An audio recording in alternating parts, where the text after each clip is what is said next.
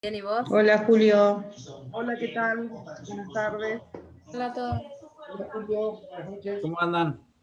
Bien, bien. Bien, vos. Bien. ¿Ya están todos?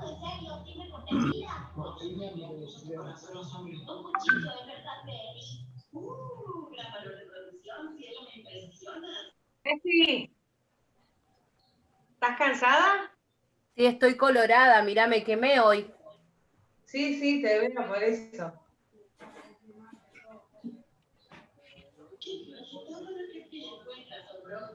Bueno, vamos a... Falta una compañera, ¿no? Sí, Karina. Cari. Ahí está, ahí está. Bueno. Ahí está.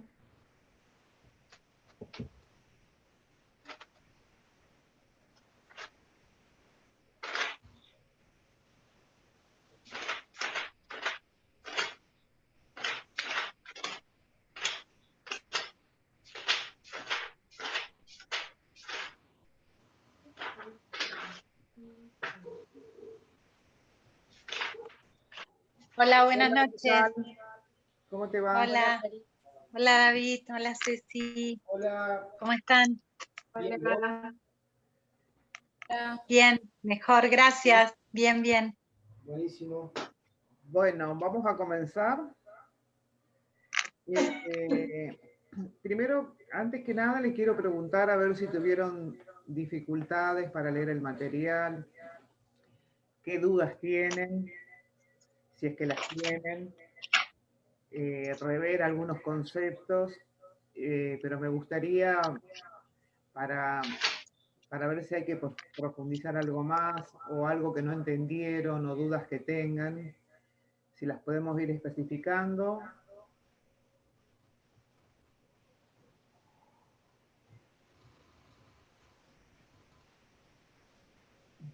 ¡Qué silencio! Habíamos, no sé si había una duda con respecto al bebé cuando está dentro del vientre, que dice que el yo se desarrolla, había una teoría que el yo se desarrolla cuando el niño está dentro del vientre. ¿Puede ser así? Y en realidad hay muchas Es- teorías, no es la que estamos Claro, viendo, es decir, Melanie Klein lo toma a partir de la vida postnatal. De ah, cualquier forma, ustedes en segundo año creo que van a ver matrices de aprendizaje y sí. van a ver que se habla de el protoaprendizaje o la protodepresión que tiene que ver con desde que digamos, desde el embrión, ¿no? Desde que es fecundado el embrión. Y ahí sí habla un poco de cómo se va haciendo toda esa situación.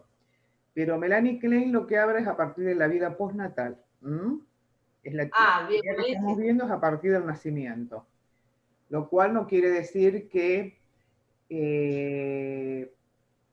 no esté condicionado en cierta medida todo lo que puede pasar a partir del nacimiento con haber tenido un buen embarazo.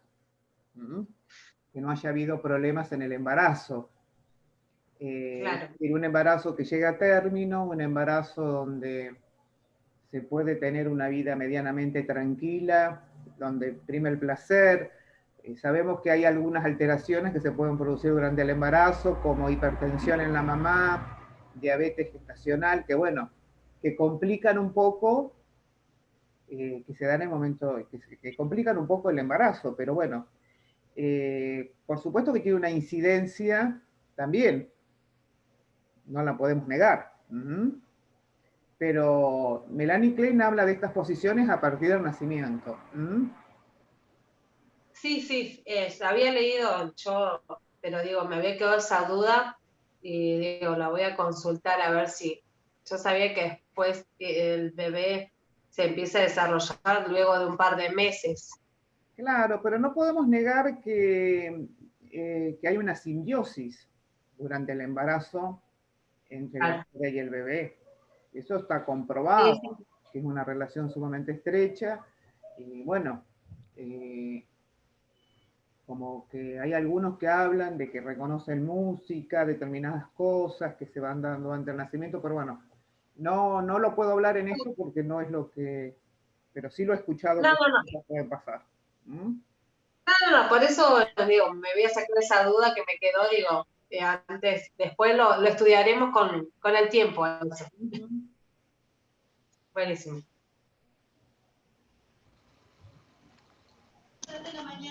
Yo tenía una duda, en el texto sale, nombra los puntos de fijación.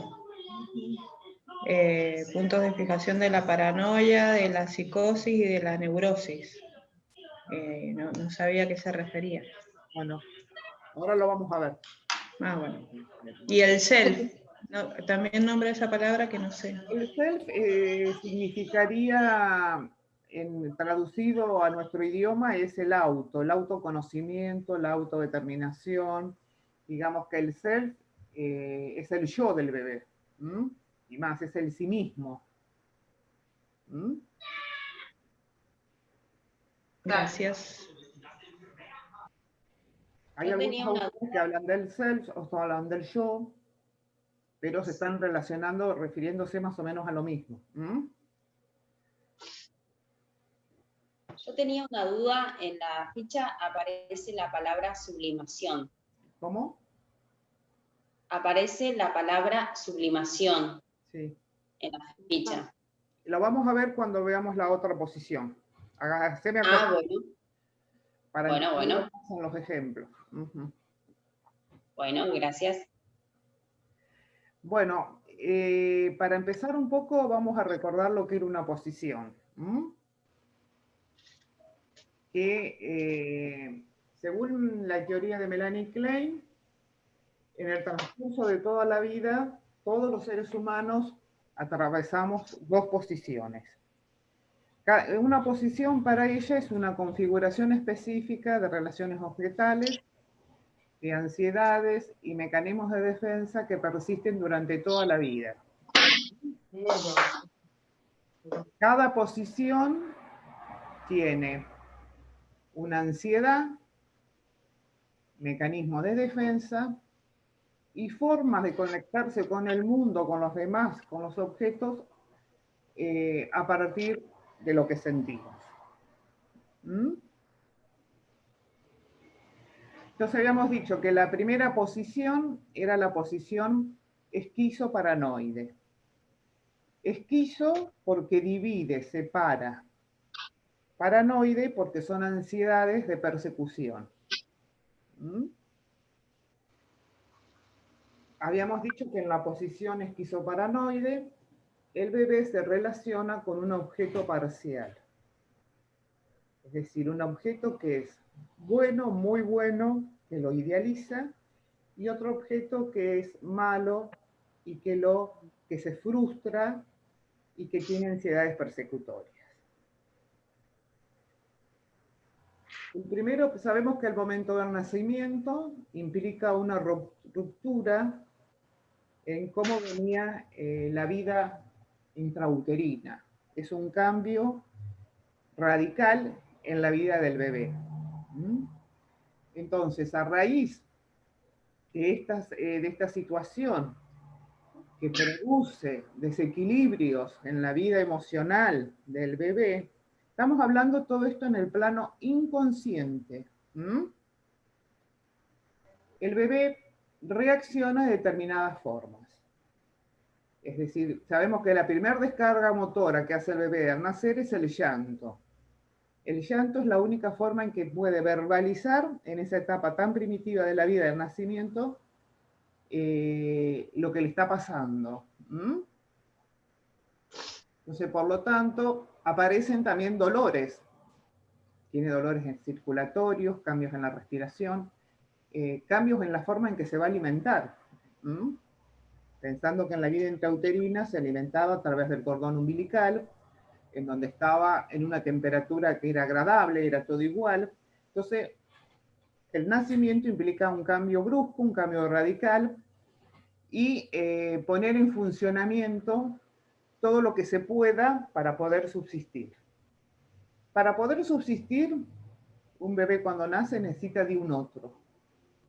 Por eso decimos que ese otro es ese objeto bueno que se da en la figura de la madre, en la figura de la enfermera o de quien esté en ese momento cumpliendo ese rol y esas funciones. Que decodifica lo que le está pasando al bebé, lo pone en el pecho, lo alimenta y el bebé se calma. Pero ante determinadas situaciones, el bebé siente molestias y piensa que son situaciones hostiles que vienen desde afuera, que no son de él. Entonces, por lo tanto, aparecen esas ansiedades persecutorias. Entonces, el mecanismo más primitivo que pone en funcionamiento sabemos que es la escisión. Separar, disociar, dividir ese objeto en algo que es muy bueno, que lo idealiza, y en otro que es muy malo y que tiene ansiedades persecutorias. En la medida en que el bebé proyecte lo malo afuera e introyecte lo bueno, va logrando de esta forma que este yo, que es muy primitivo, que todavía se está recién formando, se pueda fortalecer y pueda empezar a sentir placer. Porque también, desde el momento del nacimiento, ante esta situación que lo desborda, así como aparece la pulsión de vida, porque tiene vida, también aparece la pulsión de muerte, que es la que tiene que ver con este objeto malo, con todas estas ansiedades y estas molestias y estas cosas displacenteras que empieza a sentir el bebé. Entonces, en la medida en que los mecanismos de introyección y de proyección funcionen, recuerden ustedes que la introyección tiene que ver con que el mundo exterior, los objetos que se encuentran y las situaciones vividas no solo se viven como que son externas al bebé, sino que el bebé las introyecta dentro de su mundo interno, dentro de su yo, y pasan a ser partes de él. En la medida en que el bebé tenga muchas experiencias gratificantes, que haya muchas experiencias de un objeto bueno, este yo va a ir creciendo dentro de los parámetros estables. Pero eso no quiere decir que aún creciendo con todas estas cosas, ante determinadas situaciones, ya sea por la tardanza del pecho, ya sea por distintas situaciones de molestia, no aparezca también este objeto malo, en que él proyecte toda su bronca y ese odio hacia ese pecho, que sería el objeto malo. Entonces, una de las experiencias típicas es el que introyecte lo bueno y proyecte al medio lo malo, los sentimientos hostiles. En determinadas situaciones va a proyectar parte, en determinadas situaciones va a proyectar todo. Depende de las ansiedades que aparezcan en la vida del bebé. Entonces, ante determinada situación, ante la creciente escisión, es decir, ante ansiedades que son muy perturbadoras, se va a escindir cada vez más ese objeto. Entonces, por lo tanto, el bebé va a tratar de, este objeto bueno lo va a super idealizar para mantenerlo bien alejado de todas estas ansiedades que son perturbadoras y dañinas, y que le hacen mal. En determinadas situaciones, esta situación se puede convertir ante un proceso de decisión, ante un proceso de decisión muy fuertes, es decir, y este yo que todavía no ha hecho todo un trabajo ni está tan fortalecido, puede ser que introyecte al objeto malo dentro de sí. Y esto es, si después no se produce un cambio de esa situación, es decir, si no se pudo introyectar varias veces, porque esto es todo por repetición de experiencia y se proyecta más de una vez un objeto malo es decir, ansiedades persecutorias, y este yo no puede crecer con un objeto bueno para que se fortalezca, es decir, es lo que va a producir, es que se produce, sería una de las partes en las que puede darse la esquizofrenia. ¿Mm? Entonces, cuando la psicosis, lamentablemente cuando se concurre a hacer un tratamiento con un niño, no se hace en esta etapa tan primitiva. Generalmente se hace ya cuando se observan cosas a partir de los 3, 4 años, 5 años. Entonces, cuando se producen estas regresiones a un lugar de la posición esquizoparanoide, es a un lugar que ya tenía puntos disposicionales. Es decir, si no, no se regresa. Se regresa a esos lugares cuando realmente ese yo no se había formado y cuando se había fragmentado tanto el yo que se forman puntos disposicionales.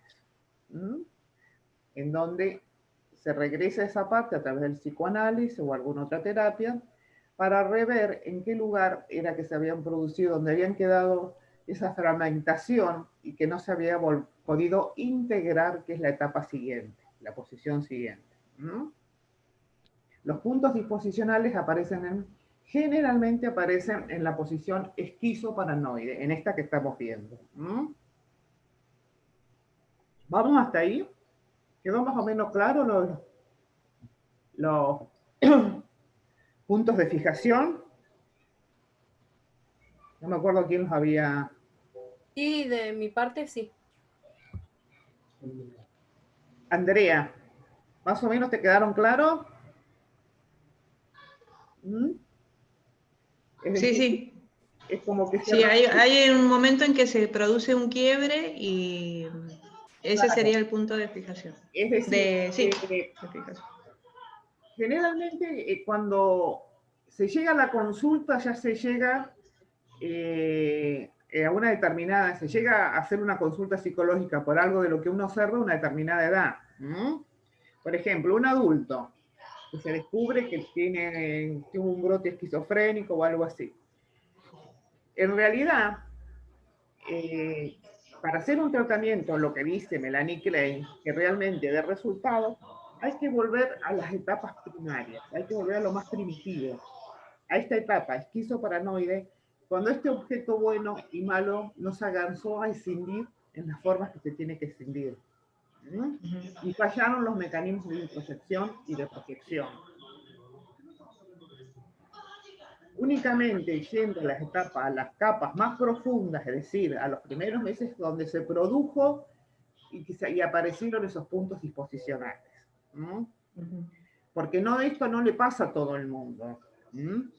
Ni se vuelve ni se regresa a cualquier lado. Siempre cuando hay una regresión, que todos las tenemos también en determinados momentos, se regresa a un lugar en donde había algo que no estaba resuelto. ¿Queda claro, sí? Sí, me hizo acordar lo que hablaba sobre, por ahí que alguna vez escuché que a los bebés, o no sé a quién me lo dijo alguna vez, déjalo que llore, no lo atendas tan pronto, déjalo que llore. No sería bueno eso entonces. Para nada, totalmente en contra. En realidad, uno lo que tienen que entender es que no hay explicación para eso, que deja lo que llore. Porque en realidad uno tiene que entender que el bebé depende totalmente del adulto. Si no, no vive. Si no, se muere.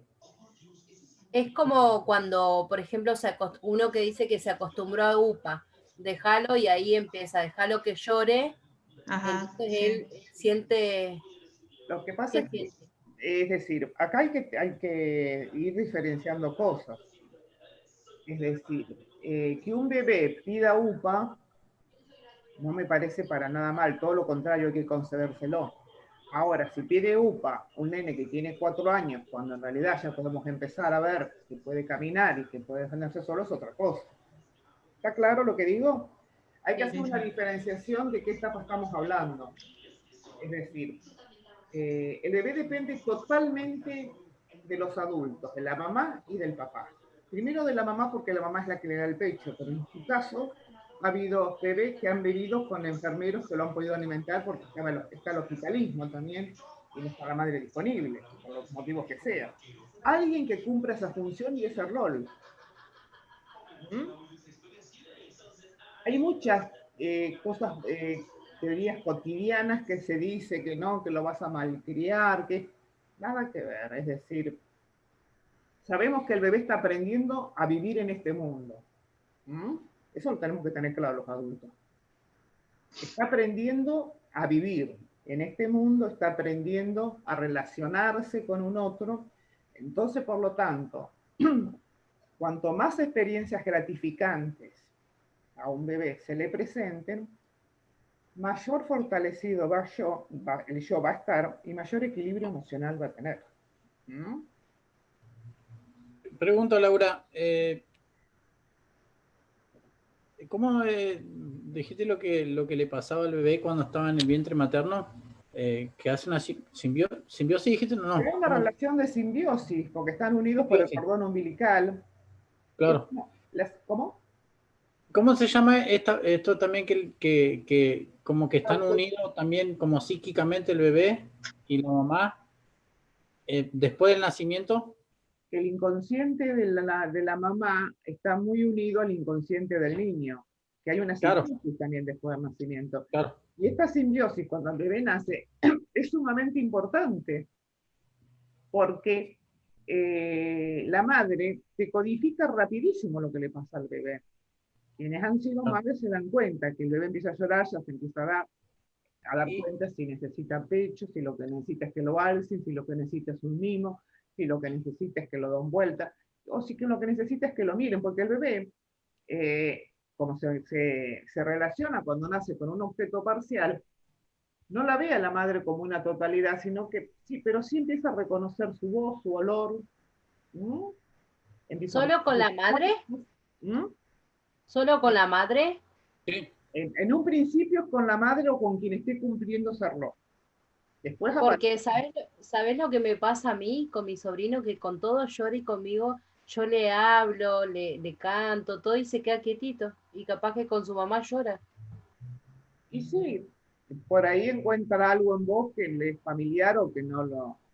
O que tengo un somier de 3 plazas cuando lo alzo UPA. ¿Cómo? No, que yo lo alzo UPA y él se queda re tranquilito conmigo. Yo le charlo. Yo sé que no ve el bebé bien todavía. ¿Cuánto tiempo tiene? Tiene 1 mes. Por eso, bueno, está en la posición esquizoparanoide. Claro, y se queda quietito conmigo, pero queda como fijada la mirada de él hacia mí y se duerme. Y bueno, sí. Laura, ¿y esta posición esquizoparanoide de qué empieza después del embarazo? ¿Y después cuánto dura? Los primeros 4 o 5 meses. Los primeros 4 o 5 meses, bien. Es la posición esquizoparanoide la que dura los primeros 4 o 5 meses de cuando nace, a partir de la vida postnatal. A partir de la vida postnatal. Cuando nace, y recuerden que la posición esquizoparanoide es la que el bebé se relaciona con un objeto parcial. Este objeto por ahí sería más directamente... a ver, escúcheme un poquitito. Cuando se corte, faltan 10 minutos todavía, bueno, pero les aviso por las dudas. Cuando se corte, hacemos 10 minutos y volvemos de nuevo.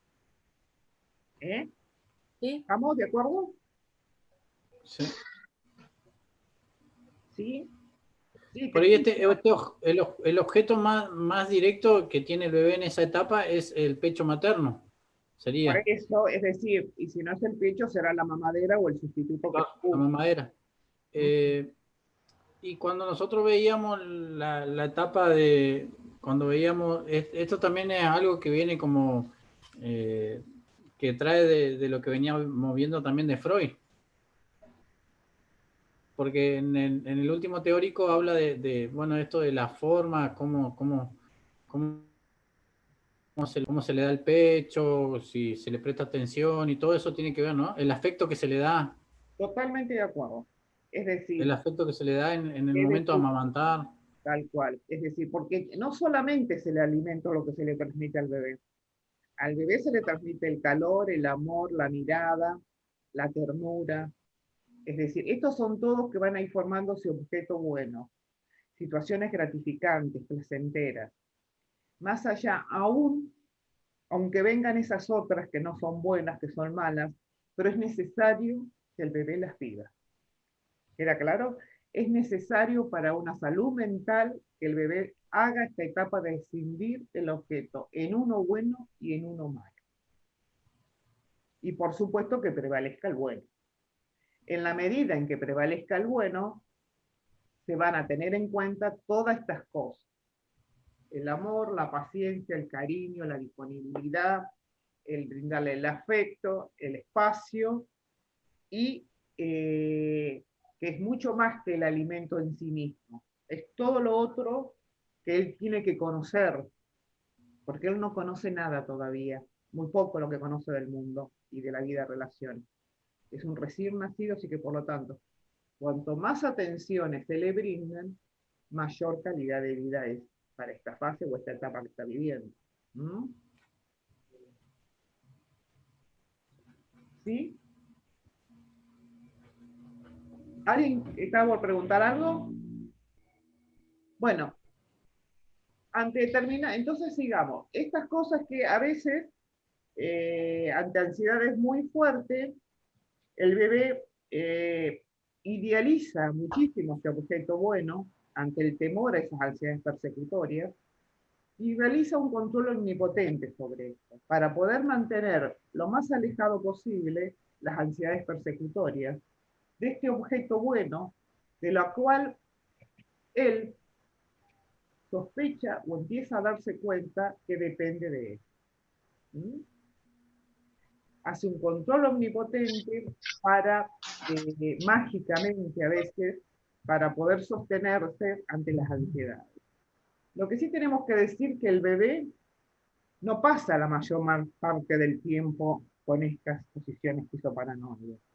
La mayor parte del tiempo el bebé la pasa disfrutando, mamando, en estados buenos, somnolientes, pero ante determinadas situaciones que le afligen o que siente que no las conoce, que son desconocidas y que le duelen, entra en posiciones esquizoparanoides. ¿Mm? Entonces, el mecanismo de defensa más primitivo, lo vuelvo a decir, es la escisión. Por más dura y dolorosa que sea. ¿Es la qué? La escisión, el separar, el dividir. Splitting, van a ver qué dice en el material de ustedes creo. Separar, dividir, disociar. Este objeto bueno de uno malo. A este objeto bueno se lo idealiza. Es todo lo que tiene para la subsistencia. Y el objeto malo se lo rechaza cada vez más. En determinadas situaciones puede ser que se realice este control omnipotente, es decir, de poder controlar este objeto idealizado para que no le invadan las ansiedades persecutorias. Es una forma de resguardarlo, porque él desde algún lado siente que es lo único que tiene que lo sostiene. ¿Mm? Entonces, estas son una reiteración y una repetición que se va dando de esta experiencia. ¿Mm? Pasamos, se van repitiendo, se van repitiendo.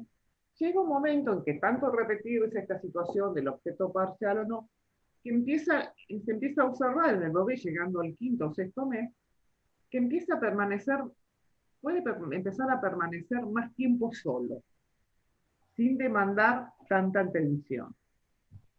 Entonces, parece ser que se produce ahí un ensimismamiento, se empiezan a acercar tanto al objeto malo como al objeto bueno. Se empiezan a acercar cada vez más. El bebé empieza a poder estar más tiempo solo y no reclamar tanto la presencia de la madre.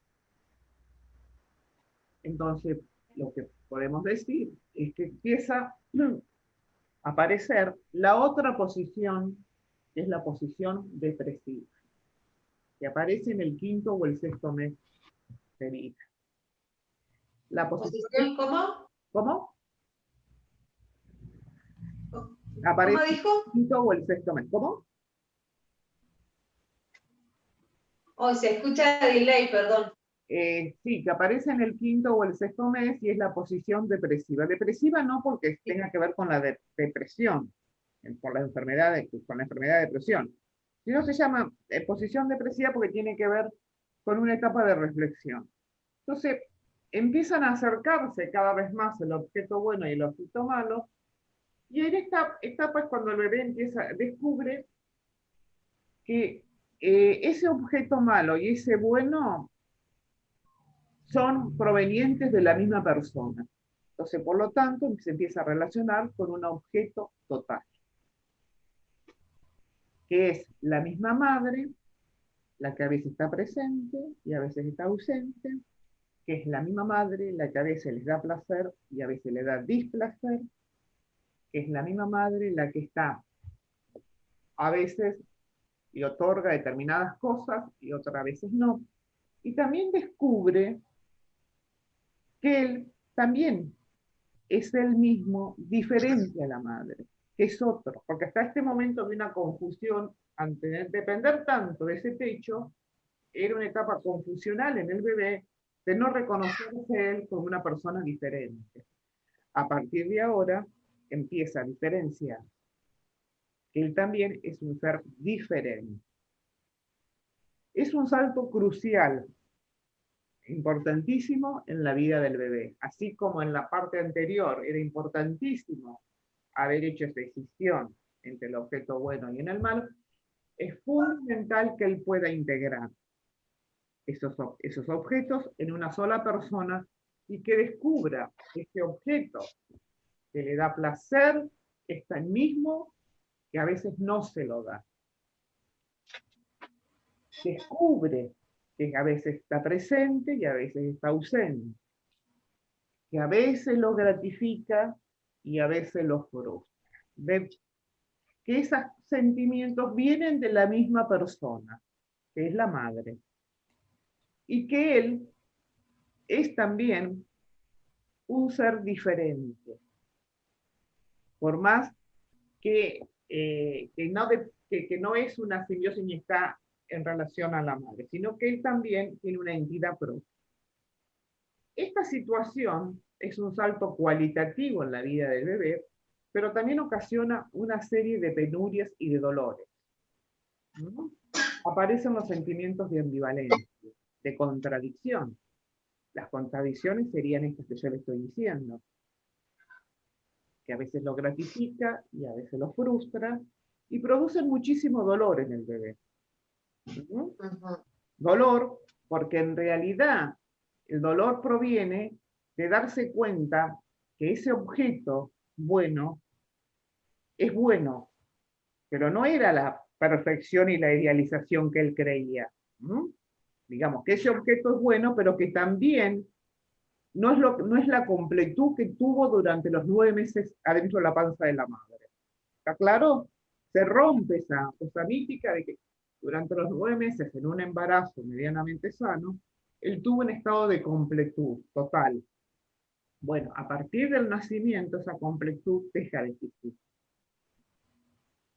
¿No? Y aparece